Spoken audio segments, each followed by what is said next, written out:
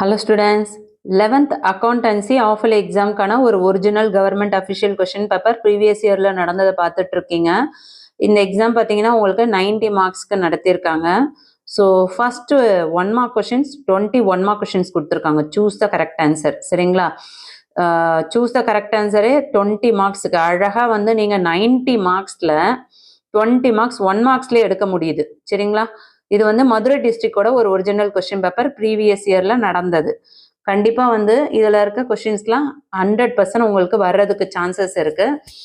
இது அப்படியே வருமானா சேமாக வராது. ஆனால் இதில் இருக்க மோஸ்ட் இம்பார்ட்டன்ட் கொஷின்ஸ் கண்டிப்பாக வர்றதுக்கு சான்சஸ் இருக்குது. இதில் தெரியாத கொஷின்ஸை நீங்கள் கண்டிப்பாக வந்து படிச்சுட்டு போங்க. கண்டிப்பாக எக்ஸாமுக்கு ரொம்ப யூஸ்ஃபுல்லாக இருக்கும். லாஸ்ட் மினிட் ரிவிஷன் பண்ணுறதுக்கு இதெல்லாம் ரொம்ப யூஸ்ஃபுல்லாக இருக்கும். சரிங்களா? 1 மார்க்ஸ் வந்து 21 மார்க்ஸ். ஸோ 1 மார்க்ஸை நீங்கள் நல்லா தரவு பண்ணிங்களா 20 மார்க் அழகாக ஸ்கோர் பண்ணிடலாம் 90ல். ஸோ அதுக்கப்புறம் 2 மார்க்ஸ் பார்த்தீங்கன்னா 14 மார்க்ஸுக்கு 30th கொஸ்டின் மட்டும் கம்பல்சரியில் கேட்குறாங்க. ஆல்ரெடி நான் இம்பார்ட்டன்ஸ் சொன்ன கொஷின்ஸ் எத்தனை இருக்குது பாருங்கள். Define accounting, what is mean by posting, mention 4 types of subsidiary books, what is bank reconciliation statement, இது எல்லாமே நான் வந்து இம்பார்ட்டன்ஸ் சொல்லி இந்த கொஷின்ஸ் தான். வேரியஸ் மெத்தட் ஆஃப் டிப்ரிசியேஷன், இதெல்லாம் complete the missing items. So இந்த சம்ஸும் நல்லா பார்த்துக்கோங்க. ஸோ எல்லாமே ஈஸியான சம்ஸை ஒர்க் அவுட் பண்ணி பாருங்கள். இதில் எதெல்லாம் தெரியாதோ அது எல்லாமே நல்லா போட்டு பாருங்கள். அடுத்து 3 மார்க்ஸில் பார்த்தீங்கன்னா 40th கொஸ்டின் மட்டும் கம்பல்சரி கொஷின், மற்றபடி 7 கொஷின்ஸ் எழுத சொல்கிறாங்க. சரிங்களா? ஸோ எல்லாமே ஈஸியான கொஷின். 33 பாருங்கள், நான் சொல்லியிருந்த கொஷின்ஸ் தான். 34ம் நான் சொன்னது தான். 35 நான் சொன்னது தான் வந்திருக்கு. ஆல்ரெடி நம்ம இம்பார்ட்டன்ஸ் சொல்லியிருந்தோம் இல்லையா? 36 நான் சொன்னது. 37 இதுவுமே வந்து அனலிட்டிக்கல் பெட்டி கேஷ், இதுவுமே வந்து நான் சொன்ன கொஷின்ஸ் தான். இம்பார்ட்டன்ட் நம்ம ஆல்ரெடி சொல்லி வீடியோ போட்டிருந்தோம் இல்லையா? அதுதான். அதே மாதிரி 39 ப்ராஃபிட் அண்ட் லாஸ் அக்கௌண்ட்டு, அதுவுமே நான் சொன்ன கொஷின்ஸ் தான். அதுக்கடுத்து entry accounting system, golden rules of double entry accounting system, இதுவுமே நான் சொன்னது தான் இம்பார்ட்டன்ட் கொஷின். ஸோ எல்லாமே வந்து ரொம்ப ஈஸியான சம்ஸ் தான். ஒர்க் அவுட் பண்ணி பாருங்கள். ஈஸியாக மார்க்ஸ் ஸ்கோர் பண்ணலாம். இதுவரையும் படிக்கலனாலும் அட்லீஸ்ட் தெரியாத கொஷின்ஸை கொஞ்சம் பார்க்கலாம். 5 மார்க்ஸ்லாம் வந்து ஜேர்னல் கொடுத்துருக்காங்க பாருங்கள்.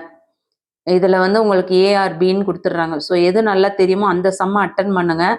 சம்மே உங்களுக்கு நல்லா தெரிஞ்சால் கூட நீங்கள் அந்த டைமுக்குள்ளே நீங்கள் முடிச்சிங்கன்னா தான் உங்களால் வந்து மார்க்ஸ் ஸ்கோர் பண்ண முடியும். சரிங்களா? இல்லைனா இன்கம்ப்ளீட்டாக பேப்பரை கொடுத்துட்டு லாஸ்ட் மினிட்ல ஃபீல் பண்ணிட்டு ரூமை விட்டு வெளியே வந்தோன்னா அடுத்தடுத்த எக்ஸாம் வந்து நம்மளால் நல்லா பண்ண முடியாது.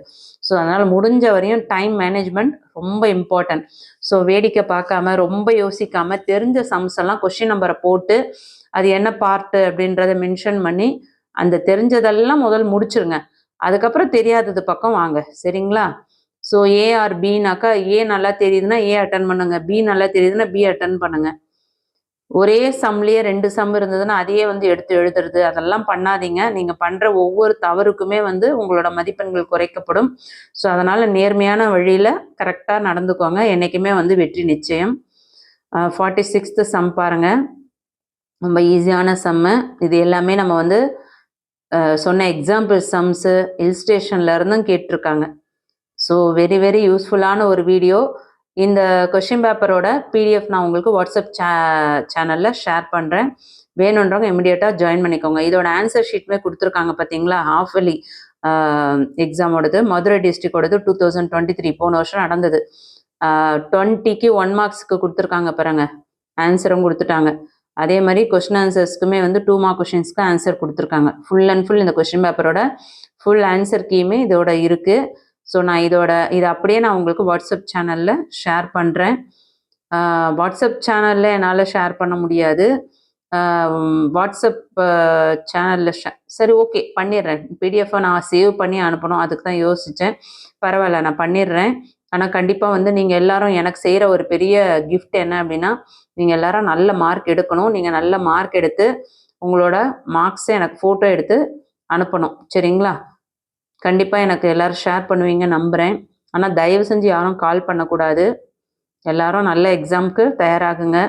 நீங்கள் 11th அப்படின்ட்டு ரொம்ப கேர்லெஸ்ஸாக இல்லாமல் 12th நெக்ஸ்ட் இயர் போகிறோம். ஸோ அதை மைண்டில் வச்சுட்டு 11th மார்க்கும் உங்களோட ஜாபுக்கு ரொம்ப முக்கியம், காலேஜ் போகிறதுக்கும் ரொம்ப முக்கியம் அப்படின்றத ஞாபகம் வச்சுட்டு கருத்தாக படிங்க. எல்லாரும் எக்ஸாமுக்கு நல்லா எழுதுங்க. இந்த வீடியோ யூஸ்ஃபுல்லாக இருக்குன்னா ஒரு லைக் கொடுத்துட்டு உங்கள் ஃப்ரெண்ட்ஸ்க்கு ஷேர் பண்ணிக்கோங்க. இந்த பிடிஎஃப் வேணுன்றவங்க வாட்ஸ்அப் சேனலோட லிங்க் டிஸ்கிரிப்ஷனில் கொடுத்துட்டு இமீடியட்டாக ஜாயின் பண்ணிக்கோங்க. தேங்க்யூ.